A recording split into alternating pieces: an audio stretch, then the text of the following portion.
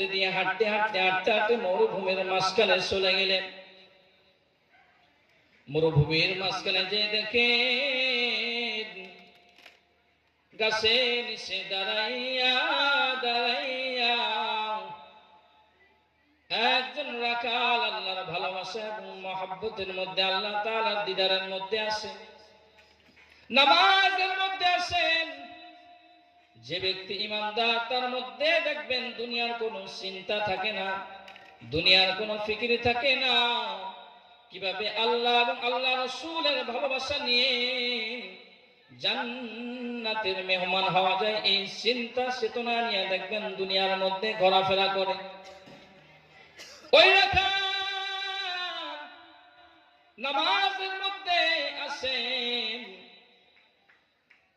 হযরত ওমর রাদিয়াল্লাহু তাআলা ওই রাখালের পাশে দাঁড়িয়ে দাঁড়ায় আছেন।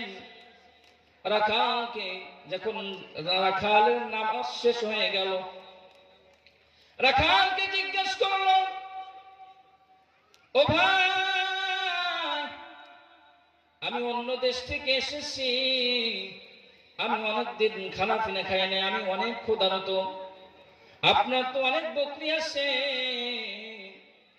ওই বকরির দুধ দহন করে আপনি আমাকে একটু খাওয়ান, আমি অনেক ক্ষুধার্ত।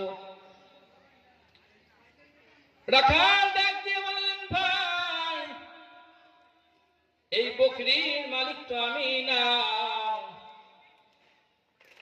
আমি তো হলাম এই বকরির মালিকের কর্মচারী, তাহলে আমি কিভাবে আপনাকে দুধ দহন করে খাওয়াবো? দেখেন সাহাবায়ে কেরাম রাদিয়াল্লাহু তাআলা আনহুদের ঈমান কেমন ছিল, আর আজকে আমাদের ঈমান কেমন।